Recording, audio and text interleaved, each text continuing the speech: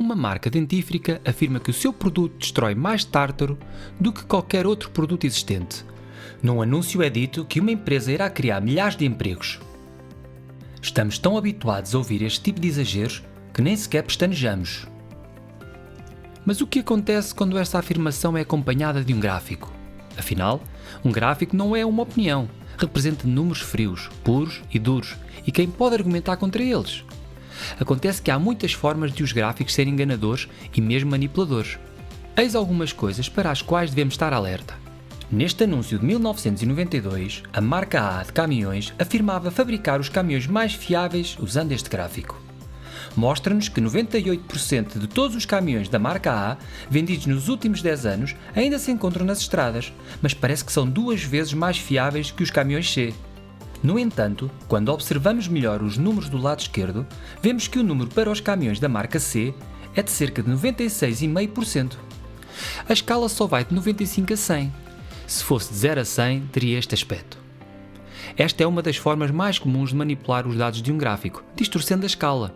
Concentrar-se numa proporção reduzida do eixo das ordenadas exagera uma diferença insignificante entre as coisas que estamos a comparar. É especialmente enganador com os gráficos de barras, porque assumimos que a diferença na dimensão das barras é proporcional aos valores. Mas a escala também pode ser distorcida, ao longo do eixo das abscissas, normalmente nos gráficos de linhas que mostram uma mudança ao longo do tempo. Este diagrama que mostra o aumento do desemprego num determinado país, de 2008 a 2010, manipula o eixo das abscissas de 2 formas. Primeiro, a escala não é uniforme, comprimindo o intervalo de 15 meses depois de março de 2009 para parecer mais curto do que os 6 meses anteriores. Se usarmos coordenadas mais uniformes, obtemos uma imagem diferente com perdas de empregos a estabilizar no final de 2009. Se nos interrogarmos por que é que eles estão a aumentar, a cronologia começa imediatamente depois do maior colapso financeiro desde a Grande Depressão. Estas técnicas são conhecidas por supressão de evidências. Um intervalo de tempo escolhido com cuidado pode excluir o impacto de um acontecimento importante. A escolha de pontos específicos permite esconder mudanças importantes nos intervalos.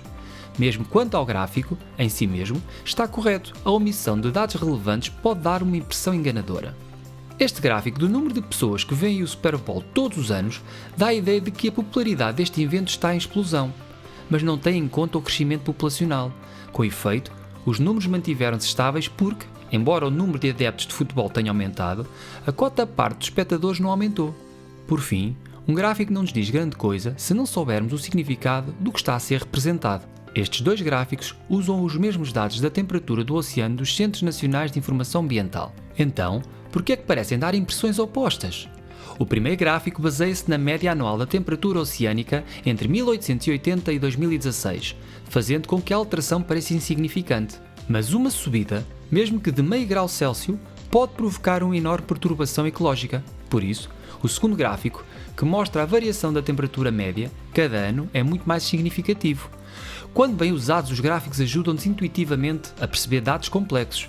O software visual permitiu uma maior utilização de gráficos nos mídia, mas também tornou o seu uso mais fácil de uma forma descuidada ou errada. Assim, quando virem um gráfico, não se deixem influenciar pelas curvas. Olhem para as legendas, para os números, para a escala e para o contexto e perguntem que história é que a imagem está a tentar transmitir. O desafio que te apresentamos de seguida é precisamente um exemplo deste tipo de situação. O gestor de uma empresa apresentou os seguintes gráficos. O gráfico A apresenta o número de funcionários admitidos durante os 4 anos da sua administração. O gráfico B apresenta o número de funcionários admitidos durante os 4 anos da administração anterior.